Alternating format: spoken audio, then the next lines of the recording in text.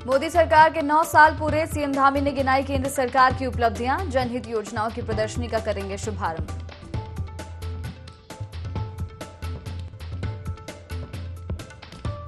केदारनाथ में बढ़ी तीर्थयात्रियों की संख्या, यात्रा के लिए 3 जून तक पंजीकरण पर रोक। अब तक 38 लाख यात्री करा चुके यात्रा के लिए रजिस्ट्रेशन।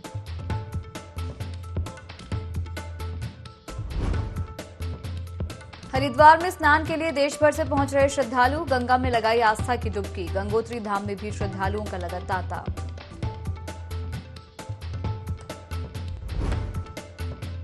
हरिद्वार में ग्रामीण की हत्या कर शव जलाने की कोशिश, मृतक के भाई पर ही लगा हत्या का आरोप। मामले की जांच में जुटी पुलिस।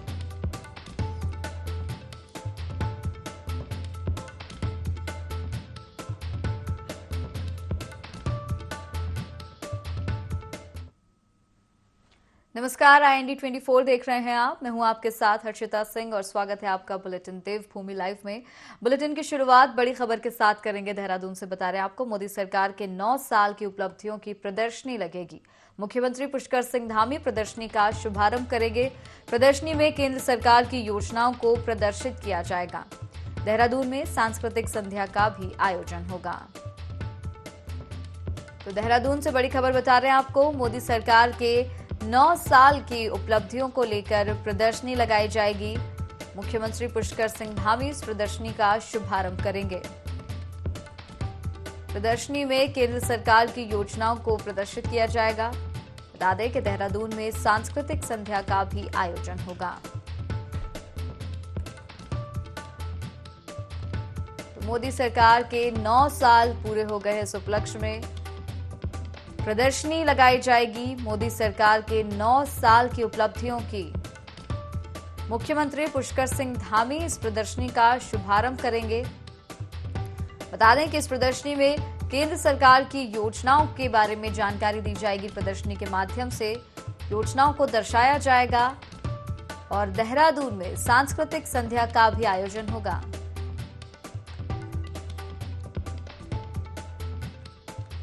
खबर आप तक देहरादून से पहुंचा रहे हैं, जहां पर मोदी सरकार के 9 साल की उपलब्धियों की प्रदर्शनी लगेगी। सीएम धामी इस प्रदर्शनी का शुभारंभ करेंगे।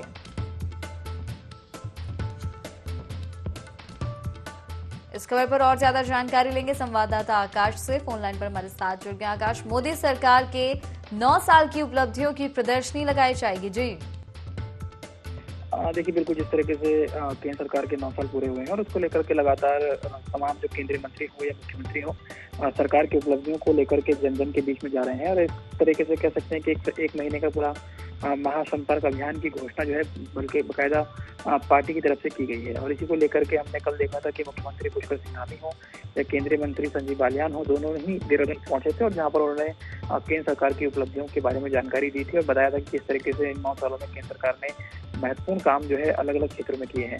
उसी को लेकर के कह सकते हैं कि आज शाम को एक प्रदर्शनी का आयोजन किया जा रहा है, जिसमें बाकायदा केंद्र सरकार की जो योजनाएं हैं, केंद्र सरकार की जो उपलब्धियां हैं, उत्तराखंड के हिसाब से केंद्र सरकार ने क्या कुछ सौगातें दी हैं, इनका एक कंपाइल तौर पर एक तरीके से जो प्रदर्शनी है वो एक तरीके से लगाई जाएगी, जिसका शुभारंभ खुद मुख्यमंत्री पुष्कर सिंह धामी करेंगे। साथ ही साथ कई और भी अन्य नेता पार्टी के जो है उसमें मौजूद रहने वाले हैं।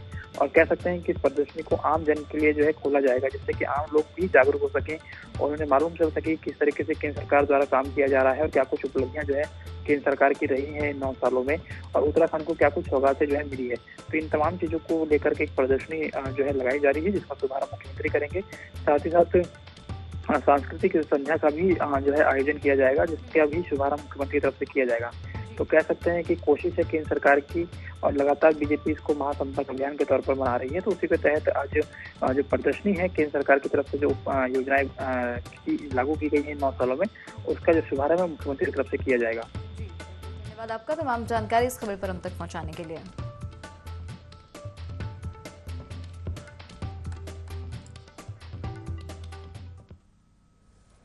बढ़ेंगे एक और बड़ी खबर की तरफ। हरिद्वार से बता रहे हैं आपको, गंगा दशहरा पर आस्था की डुबकी लगा रहे श्रद्धालु। सुबह से ही घाटों पर श्रद्धालुओं की भीड़ लगी है। हजारों लोग अब तक स्नान कर चुके हैं। हरिद्वार में सुरक्षा व्यवस्था चाक चौबंद है। मेला क्षेत्र को 16 जोन और 37 सेक्टर में बांटा गया है। तो खबर आप तक हरिद्वार से पहुंचा रहे हैं, जहां पर गंगा दशहरा पर आस्था की डुबकी लगा रहे हैं श्रद्धालु। सुबह से घाटों पर श्रद्धालुओं की भीड़ नजर आ रही है। हजारों लोग अब तक स्नान कर चुके हैं। हरिद्वार में सुरक्षा व्यवस्था भी चाक चौबंद है। चप्पे चप्पे पर पुलिस तैनात है। मेला क्षेत्र को 16 जोन और 37 सेक्टर में बांटा गया है। तो तस्वीरों में आप देख सकते हैं किस तरह से हरिद्वार में गंगा दशहरा पर भारी संख्या में श्रद्धालु आस्था की डुबकी लगाने पहुंचे हैं। हजारों श्रद्धालु अब तक स्नान कर चुके हैं। इस सबके चलते सुरक्षा व्यवस्था भी चाक चौबंद है। पूरे मेला क्षेत्र को कई जोन और सेक्टर्स में बांटा गया है।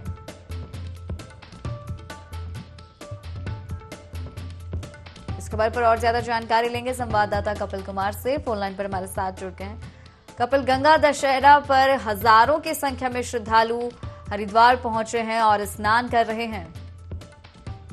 जी बिल्कुल, मैं बताना चाहूंगा हरिद्वार में गंगा दशहरा को लेकर देश भर में श्रद्धालु गंगा में डुबकी लगाते लाखों की तादाद में पहुंचे हैं। वहीं घाटों की अगर बात करें तो श्रद्धालुओं की भीड़ बढ़ने लगी है। श्रद्धालु हर गंगे के जयकारों के साथ साथ आस्था की डुबकी भी लगाते नजर आ रहे हैं। सुरक्षा की अगर बात करें तो कहीं ना कहीं मेला क्षेत्र को 4 सुपर जोन 16 जून 33 सेक्टर में बांटा गया है। मेला क्षेत्र में 764 पुलिस अधिकारी और कर्मचारी सुरक्षा पर तैनात भी हैं। जी अभी जिस तरह से चारधाम यात्रा उत्तराखंड में चल रही है, हरिद्वार में वैसे ही श्रद्धालु इतनी बड़ी संख्या में पहुंच रहे थे। गंगा दशहरा पर देखा जा रहा है कपिल की उम्मीद से भी ज्यादा श्रद्धालु जो यहाँ पर पहुंच रहे हैं। इसके लिए किस तरह से प्रशासन ने पहले से व्यवस्था की, किस तरह से तैयारियां जो है खास वो कर ली गई हैं? जी बिल्कुल, मैं बताना चाहूंगा हरिद्वार में जो पुलिस प्रशासन की अगर सुरक्षा की बात करें तो सुरक्षा जो है 764 पुलिस अधिकारियों और कर्मचारियों के साथ अच्छी खासी सुरक्षा है। और श्रद्धालुओं की अगर बात करें तो कहीं ना कहीं श्रद्धालु हर गंगे के जयकारे के साथ कहीं ना कहीं गंगा दशहरा को में स्नान की डुबकी लगाते हुए भी नजर आ रहे हैं। जी बिल्कुल, घाटों पर हम देख पा रहे हैं बड़ी संख्या में श्रद्धालु यहाँ पर पहुंचे हैं और इनकी सुरक्षा के लिए जैसे आपने बताया कि पुलिस व्यवस्था तो वहां पर है ही, लेकिन गंगा की बात करें तो काफी जो है बहाव भी कभी कभी तेज हो जाता है। तो ऐसे में जो लोग वहां पर पहुंचते हैं, घाटों पर पहुंचते हैं, उनकी सुरक्षा के लिए क्या गोताखोर वहां पर मौजूद है? किस तरह से सुरक्षा के लिए लोगों को वहां पर तैनात किया गया है? जी बिल्कुल, मैं बताना चाहूंगा अगर हरिद्वार गंगा नगरी की बात करें तो कहीं ना कहीं गोताखोर भी यहाँ पर मजबूत है। और कहीं ना कहीं अगर शासन प्रशासन की बात करें तो कड़ी सुरक्षा हरिद्वार गंगा नगरी में कहीं ना कहीं की गई है। मेला क्षेत्र को भी कई जोन और सेक्टर्स में बांटा गया है कपिल। जी मेला क्षेत्र को जो है 4 सुपर जोन 16 जोन और 37 सेक्टरों में बांटा गया है। और वहीं पुलिस प्रशासन की अगर बात करें तो 764 पुलिस अधिकारी कर्मचारी वहां पर मौजूद हैं, जिसमें 4 पीएससी की कंपनियां भी कहीं ना कहीं वहां पे मौजूद हैं। जी बिल्कुल, गंगा दशहरा के मौके पर श्रद्धालु यहाँ पर पहुंचे कपिल। और ये जो मेला लगा है ये कब तक चलने वाला है? मेले की अगर बात करें वैसे तो कहा जा सकता है कि चारधाम यात्रा को लेकर श्रद्धालु पहले से ही हरिद्वार में उमड़े हुए हैं। लेकिन कहीं ना कहीं गंगा दशहरा को लेकर अगर बात करें तो आज जो श्रद्धालुओं की भीड़ है कहीं ना कहीं लाखों की तादाद में दिखाई दे रही है। और अगर गंगा दशहरे की अगर बात करें तो कहीं ना कहीं ये जो गंगा दशहरा है 3 से 4 दिन रेगुलर चलने वाला है, लगातार चलने वाला है, क्योंकि श्रद्धालु ज्यादा होने के कारण कहीं ना कहीं हरिद्वार में धर्मशालाएं, होटल, गेस्ट हाउस भी कहीं ना कहीं फुल होते हुए नजर आ रहे हैं। जैसे कि आप बता रहे हैं कि गेस्ट हाउस और होटल्स जो है वो फुल होते नजर आ रहे हैं। ऐसे में क्या जो श्रद्धालु वहां पर पहुंच रहे हैं, क्या किसी तरह की परेशानी से वो जूझ रहे हैं या अलग तरह की व्यवस्था श्रद्धालुओं के लिए फिर की गई है? जी बिल्कुल, मैं बताना चाहूंगा हरिद्वार में जो श्रद्धालुओं की व्यवस्थाएं की गई हैं वो होटल धर्मशालाओं के अलावा भी यहाँ की जो शासन प्रशासन है उन्होंने कहीं ना कहीं श्रद्धालुओं के लिए अलग से भी व्यवस्थाएं की गई हैं। जी बिल्कुल, बहुत बहुत धन्यवाद आपका तमाम जानकारी इस खबर पर हम तक पहुंचाने के लिए।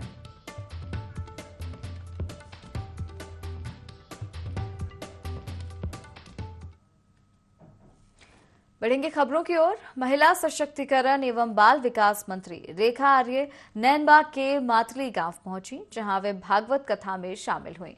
विट्ठू देवता के 3 दिवसीय यज्ञ और प्राण प्रतिष्ठा कार्यक्रम में शिरकत की। साथ ही ग्रामीणों ने महिला मिलन केंद्र, आंगनबाड़ी केंद्र भवन और अंबेडकर पार्क के साथ ही खेल मैदान की स्वीकृति को लेकर ज्ञापन सौंपा।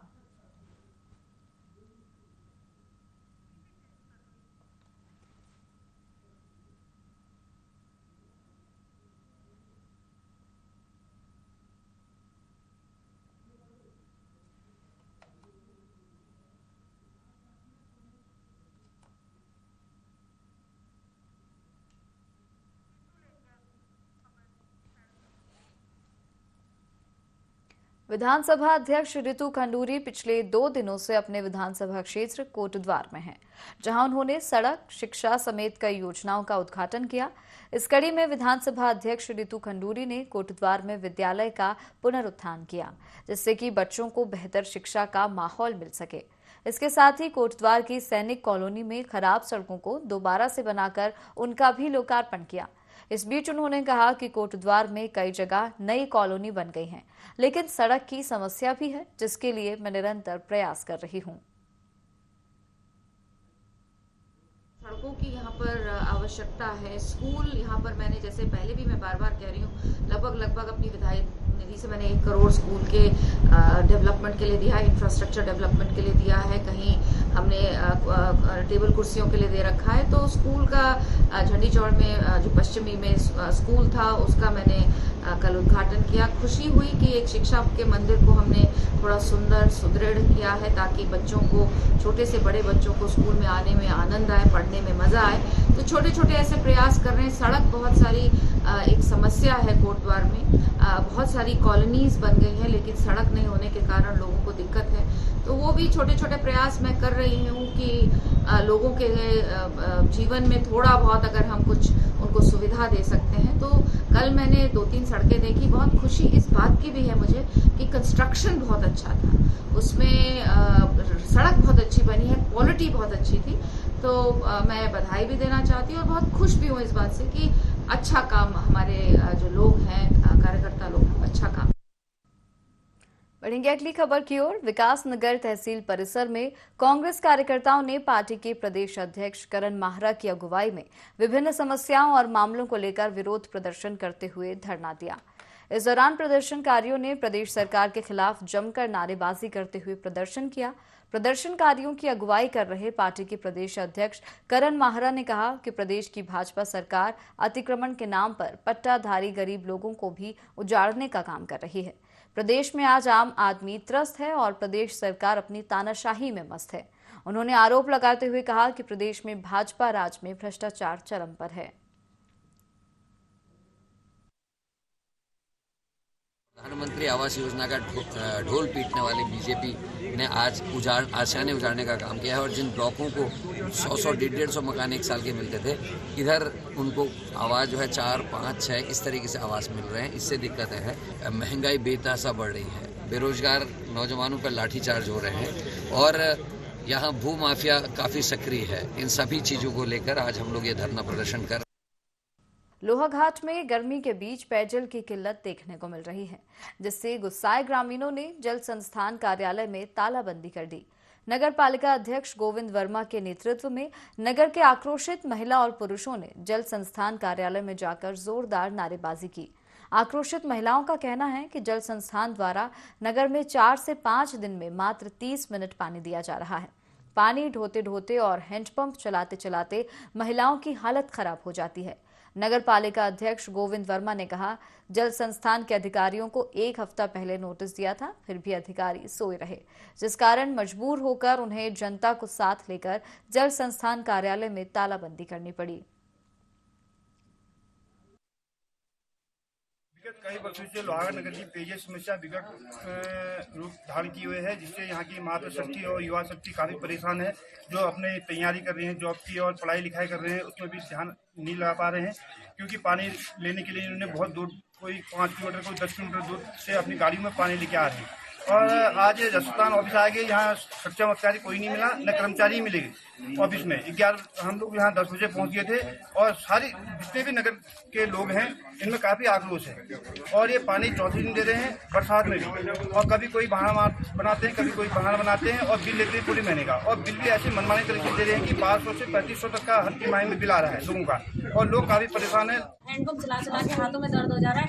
150 लीटर पानी नहीं आ रहा है। तीसरे दिन पानी आता है, उसमें भी 150 लीटर पानी नहीं दे रहे। पानी भी पूरा फोर्स में नहीं आता, रुक के आता है, थोड़ा आता फिर बंद हो जाता, थोड़ा आता फिर बंद। हम परेशान हो चुके हैं पानी के उससे। या तो ये बिल ना दे, पानी तो देते नहीं है, बिल तो दे देते बहुत सारा। बिल कम दे, बिल भी नहीं दे रहे हैं। बिल इतना दे रहे हैं, पानी बिल्कुल भी नहीं दे रहे हैं। तालाबंदी की है, या तो ये बिल्कुल ही बंद कर दीजिए पानी देना। नगर में पेयजल का हाहाकार मचा है और विभाग को इससे कोई लेना देना नहीं है। हमने इनको अल्टीमेटम दिया कि हम एक व्यवस्था सुधारो, इनने कोई व्यवस्था नहीं सुधारी। लोग अब जल संस्थान के कनेक्शन कटाने के लिए मजबूर है और इनने व्यवस्था नहीं सुधारी तो हम लोग एक अभियान चलेगा कनेक्शन कटाने का विभाग के खिलाफ, और हम महाशक्ति को साथ लेकर जन आंदोलन चलाएंगे और यहाँ संपूर्ण तालाबंदी रहेगी और पूरी अलग जगाई जाएगी। विभाग की ये लड़ाई है, पूरी लड़ाई जाएगी, हम छोड़ेंगे नहीं। पत्रकारों की संस्था ऑल मीडिया जर्नलिस्ट एसोसिएशन ने हिंदी पत्रकारिता दिवस समारोह का आयोजन किया। वैभव ग्रैंड होटल हरिद्वार में आयोजित इस आयोजन में पत्रकारों की सुरक्षा का मुद्दा और पत्रकारिता से जुड़े तमाम अहम सवालों को उठाया गया। एसोसिएशन के प्रदेश अध्यक्ष ब्रजेंद्र हर्ष ने संचालन करते हुए पत्रकारिता के गुर बताए। समारोह का शुभारंभ मां सरस्वती के पूजन और सरस्वती वंदना से किया गया। इसके बाद तमाम अतिथियों का माल्यार्पण किया गया। आयोजन में बड़ी संख्या में लोग शामिल हुए।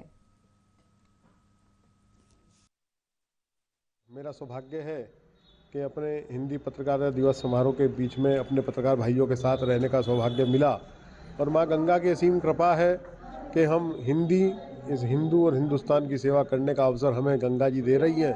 आप सब भाई भी इसमें सहयोग करें। मां गंगा की सेवा, इस सनातन जगत की सेवा, इस सनातन धर्म की सेवा आप सबके माध्यम से हो रही है, और मां गंगा के पवित्र जल की तरह हमारा यह क्षेत्र रहे, इसी की मां गंगा से प्रार्थना है। आप सबको बहुत बहुत बधाई, शुभकामनाएं। उत्तराखंड बोर्ड परीक्षा में सफल हुए जिले के मेधावी छात्रों को सम्मानित किया गया। वहीं गंगोत्री भवन उत्तरकाशी में डीएम अभिषेक रुहेला ने जिले के मेधावी छात्रों और उनके अभिभावकों के साथ बातचीत की। साथ ही उन्होंने सफल छात्रों को शुभकामनाएं देते हुए उनके उज्जवल भविष्य की कामना की। इस अवसर पर उन्होंने सभी मेधावी छात्र छात्राओं को पुरस्कार देकर सम्मानित किया। इस बीच अनिकेत और ऋषि को भी राज्य पक्षी मुनैल का सफल रेस्क्यू करने पर सम्मानित किया गया। इस दौरान छात्र छात्राओं ने अपने परिश्रम और अनुभव को साझा करते हुए महत्वपूर्ण सुझाव भी दिए। इस बार की उत्तराखंड बोर्ड परीक्षा में दूसरी रैंक पूरे प्रदेश स्तर पर प्राप्त की है, और आज यहाँ पर उत्तरकाशी जनपद में जिलाधिकारी जी ने हमें बुलाया था, तो उन्होंने काफ़ी अच्छे से हमें मोटिवेट किया। जो मैंने पढ़ाई की थी उसमें सबसे ज़्यादा जो सपोर्ट मुझे किया मेरे पापा ने किया, इसके साथ ही मेरी मैम्स लोगों ने, सारे टीचर्स ने मुझे बहुत सपोर्ट किया। जो मैं पढ़ती थी, मतलब कि मेरा जो शेड्यूल होता था उसमें ये था कि मैं टाइम के अकॉर्डिंग नहीं पढ़ती थी। मतलब कि ये है कि कॉन्सेप्ट बेस में पढ़ती थी कि हाँ ये टॉपिक मुझे क्लियर करना है तो करना है। मैंने अपने 12th एग्ज़ाम में CBSE में 95.6% बनाई है, और आज DM सर ने हमें यहाँ पे इनवाइट किया था सारे मेरिटोरियस स्टूडेंट को डिस्ट्रिक्ट के। काफ़ी अच्छा लगा उनसे मिलके। उन्होंने अपना टाइम हम पे दिया, अपना वैल्यूएबल टाइम हम पे थोड़ा खर्च किया। काफ़ी ज़्यादा जानकारियाँ उन्होंने दी लाइफ के बारे में। उन्होंने कहा कि पढ़ाई के साथ साथ बच्चों को अपने सोशल, फिज़िकल और पर्सनालिटी डेवलपमेंट पे काफ़ी ज़्यादा फोकस करना चाहिए। और उन्होंने ये कहा कि आज देश का, जैसे भारत का सबसे युवा पॉपुलेशन है, तो अभी हमें ज़्यादा फोकस करना चाहिए अपने देश के वेलफेयर में। काफ़ी अच्छा लगा, काफ़ी इंस्पिरेशन मिली उनसे, और आशा है कि हम उन्हें अपनी लाइफ में इम्प्लीमेंट कर सकें और अपने पेरेंट्स का और इस डिस्ट्रिक्ट का नाम आगे रोशन कर सकें। पिछले कुछ दिनों में CBSE और स्टेट के बोर्ड एग्ज़ाम्स के रिज़ल्ट आए हैं 10वीं और 12वीं के, तो उसके उपरांत जिन मेधावी छात्र छात्राओं ने अच्छा प्रदर्शन किया था इन परीक्षाओं में, उनके साथ एक संवाद का कार्यक्रम किया गया और साथ ही साथ उन्हें सम्मानित किया गया। शिक्षा विभाग के अधिकारियों के साथ मिलकर ये कार्यक्रम संपादित हुआ है यहाँ पे, और साथ ही साथ एक गाइडेंस के रूप में भी प्रयास किया गया है करियर गाइडेंस के रूप में भी इसको देखा जा सकता है कि वो आगे क्या करना चाहते हैं। बच्चों की कुछ जिज्ञासा भी थी, कुछ प्रश्न भी थे, तो उनके भी जवाब यहाँ पे देने का प्रयास किया गया है। जनपद उत्तरकाशी के मेधावी छात्र जिन्होंने कि जो है पूरे जनपद का नाम जो है पूरे प्रदेश में रोशन किया है, 10th और 12th के एग्ज़ाम में इन्होंने जो है राज्य की जो है मेरिट जो सूची है उसमें स्थान पाए हैं। आइए हम आज इनसे सीधे बात करते हैं। मेरे साथ है हिमानी, जिसने कि जो 12th के एग्ज़ाम में पूरे उत्तराखंड में जो है दूसरा नंबर पाया है। हिमानी, कैसा लग रहा है आपको? बहुत अच्छा लग रहा है, सेकंड रैंक पाके बहुत अच्छा लग रहा है जी सर। हिमानी, अभी एक सीढ़ी तो आपने पार कर ली है, लेकिन भविष्य की क्या तैयारी है आपकी? सर अभी तो मुझे ग्रेजुएशन करना है, इंटीग्रेटेड बीएड करना है, उसके बाद फिर जो अपना गोल है उसकी तैयारी करनी है, सिविल सर्विसेज की तैयारी करनी है जी। मेरे साथ कुछ और भी प्रतिभावान छात्र हैं, क्या कहना है आपको? सर बहुत अच्छा लगा, आज डीएम सर ने हमें बुलाया, बहुत बड़ा ऑनर था उनसे मिलने का और काफ़ी ज़्यादा प्रेरित उन्होंने किया कि पढ़ाई के साथ साथ इंसान को फिज़िकली, मेंटली और अपने पर्सनालिटी डेवलपमेंट में भी फोकस करना चाहिए। ऑलराउंड डेवलपमेंट बहुत ज़रूरी है देश के युवा के लिए। और उन्होंने कहा कि अभी पहले शॉर्ट टर्म गोल रखो, पहले फोकस अपना ग्रेजुएशन स्कूल लेवल पे करो, उसके बाद आगे की सोचना। और साथ साथ में सोशल वेलफेयर पे भी उन्होंने काफ़ी चर्चा की हमसे। ये थे उत्तरकाशी जनपद के मेधावी छात्र। दीपक नोटाल, ID24 उत्तरकाशी। उत्तराखंड में सरकारी स्कूलों में शिक्षा की गुणवत्ता किसी से छिपी नहीं है। वहीं जब हम सरकारी स्कूलों की बात करते हैं तो नजर आता है कि सरकारी स्कूलों में टीचरों की भारी कमी है और इसी कमी को लेकर आए दिन शिक्षा विभाग से सवाल भी पूछे जाते हैं कि कब जाकर शिक्षा विभाग नए शिक्षकों की भर्ती प्रक्रिया शुरू करेगा और नए शिक्षकों को मौका मिलेगा। इसी के जवाब में महानिदेशक शिक्षा बंशीधर तिवारी ने बताया कि जल्द ही भर्ती प्रक्रिया शुरू होने जा रही है। इस भर्ती प्रक्रिया में माननीय हाईकोर्ट के दिशा निर्देशों का पूरा पालन किया जाएगा। जो प्राथमिक शिक्षक भर्ती है उसमें NIOS और DLED को लेकर के प्रखंड माननीय उच्चतम न्यायालय में विचाराधीन है, जिसमें हम लोग नियमावली संशोधन करने पर चर्चा हुई है। नियमावली को संशोधन करके जैसा कि माननीय न्यायालय का आदेश या उड़ना भी हो और हमारी भर्ती प्रक्रिया भी शुरू हो जाए, उस दिशा में हम लोग एक प्रस्ताव बना रहे हैं। प्रस्ताव बना करके जो प्राथमिक के पद रिक्त हैं उनको हम लोग शीघ्र उनकी भर्ती करने की कार्रवाई करेंगे। पदों की गणना और अध्याचन हमारा तैयार है। इस बीच कार्य विभाग से एक शासनादेश होना है जिसमें जो हमारे दिव्यांग हैं उनके लिए चिन्हीकरण करना है कि कौन कौन से पद किस श्रेणी के दिव्यांगजनों को दिए जाने हैं। वो चिन्हीकरण हमने कर लिया है, तो जैसे ये शासनादेश होगा हमारी भर्ती की प्रक्रिया शुरू हो जाएगी। उधम सिंह नगर के खटीमा में एसएसपी मंजुनाथ टीसी के निर्देश पर अवैध खनन के खिलाफ कार्रवाई की गई। मुंडेली क्षेत्र में खेतों से देर रात मिट्टी का अवैध खनन किया जा रहा था, जिसे पुलिस ने मौके से पकड़ लिया। 2 ट्रैक्टर ट्रॉली समेत ड्राइवर को गिरफ्तार किया और उप जिलाधिकारी को रिपोर्ट सौंप दी।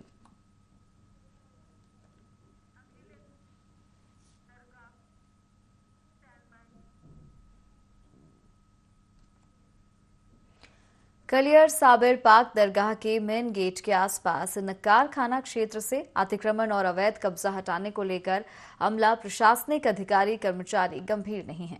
बताया गया है कि दरगाह प्रबंधक रजिया ने ज्वाइंट मजिस्ट्रेट रुड़की को कई बार लिखित रिपोर्ट अतिक्रमण हटाने को लेकर लगातार पत्राचार किया, लेकिन अधिकारियों की ओर से कोई संज्ञान नहीं लिया गया। हालांकि हरिद्वार जिलाधिकारी धीराज सिंह गप्याल ने बताया कि 1 हफ्ते के अंदर ज्वाइंट मजिस्ट्रेट रुड़की में मामले में रिपोर्ट मांगी गई है और जल्द ही नियमानुसार कार्रवाई की जाएगी।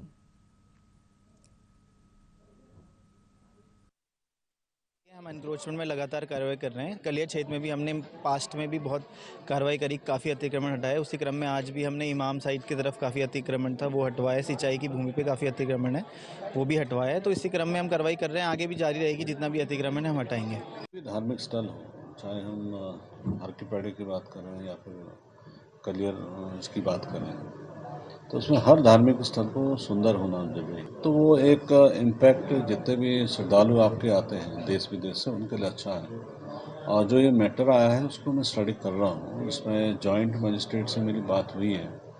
अगर ये पूर्व में इनको शिफ्ट होना था, उनके स्थान पर उनको नई दुकानें दी जानी थी और उनको अलॉट भी कर दिया है, तो कानूनन या फिर नियमानुसार उन लोग को शिफ्ट हो जाना चाहिए। तो प्रबंधन को चाहिए था कि उनको शिफ्ट करते, अगर नहीं किया तो किन कारणों से किया, जरा इसको मैं 1 सप्ताह के अंदर आपके ज्वाइंट मजिस्ट्रेट से रिपोर्ट लेके अग्रिम कार्रवाई सुनिश्चित करवाएं। और इसी के साथ इस बुलेटिन में फिलहाल इतना ही। आप देखते रहिए IND 24। नमस्कार।